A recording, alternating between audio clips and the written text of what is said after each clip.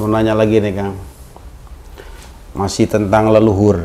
Nah, dulu kan leluhur itu banyak identik dengan kesaktian, ada juga yang melakukan tirakat dan juga mantra-mantra. Nah ini yang ingin saya tanyakan itu masalah mantra-mantra itu, fungsinya itu memang benar apa memang hanya sugesti Kang?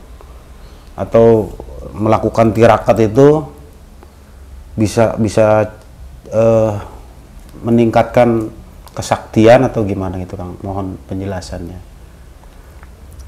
Tirakat, banyak kan tirakatnya kan puasa, ya toh? Puasa terus tapa, ya kan? Ya. Ada puasa mute, dang rawot, ngalong, Ubi-ubian. iya. Nah, di samping puasa orang dulu kan memang ditambahi dengan mantra. Kalau sampai tanya fungsi sebenarnya itu apa,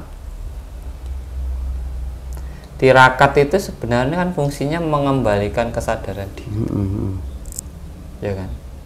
Sampai disuruh puasa gitu, kan biar sampai sadar, menyengsarakan diri.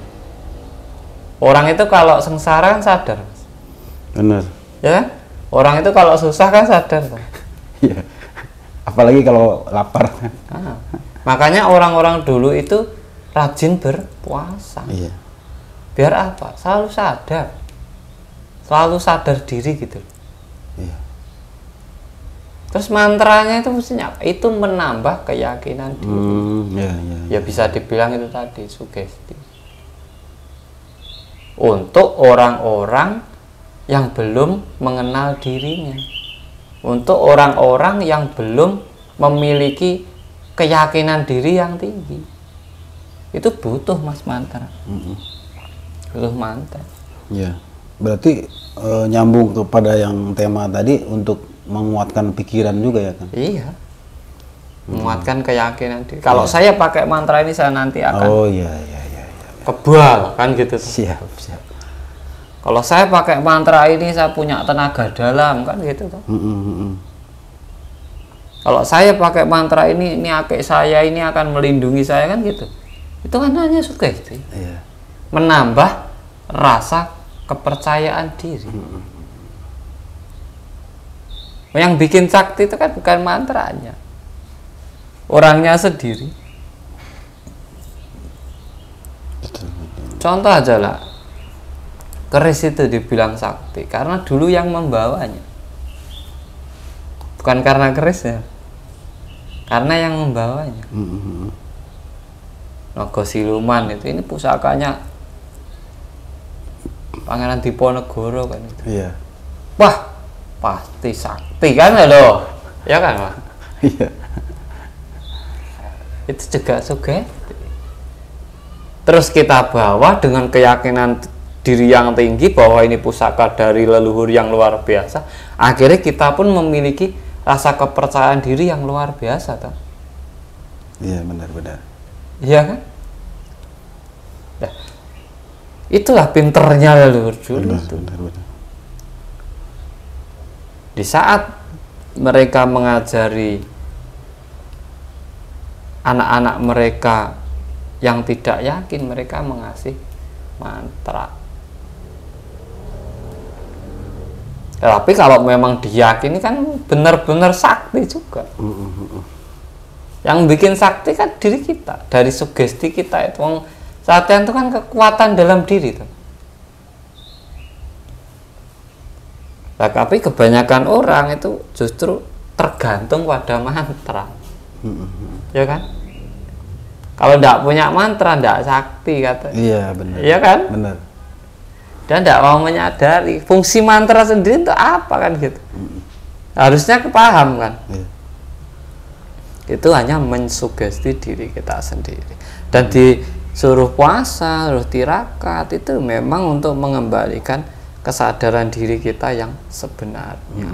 Di saat kita sadar diri, terus tambahi mantra, kita tambah keyakinan dirinya, ya otomatis toh Mas.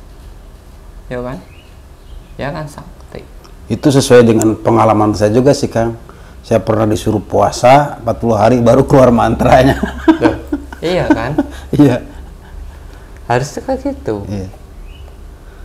Makanya sebelum melakukan sesuatu, kita harus paham dulu apa yang mau kita lakukan. Jangan hanya sampai disuruh, Mas nanti puasa, mantranya ini. Untuk apa? Kebal ilmunya. Langsung sampai jalankan. Sekali-kali tanya. Justru nggak pernah nanya, Kang. Nurut aja gitu. Kalau tanya, dia tidak bisa jawab, ibaratnya gini. Ini saya dulu dapatnya seperti ini dari guru. Berarti dia kan ngikuti aja. Iya. Dia sendiri ya belum bisa menjabarkan apa yang diberikan kepada jenengan kan gitu. Makanya ilmu itu banyak, tapi yang mampu menjabarkan kan tidak semua. Jarang malah, Kang. Jarang.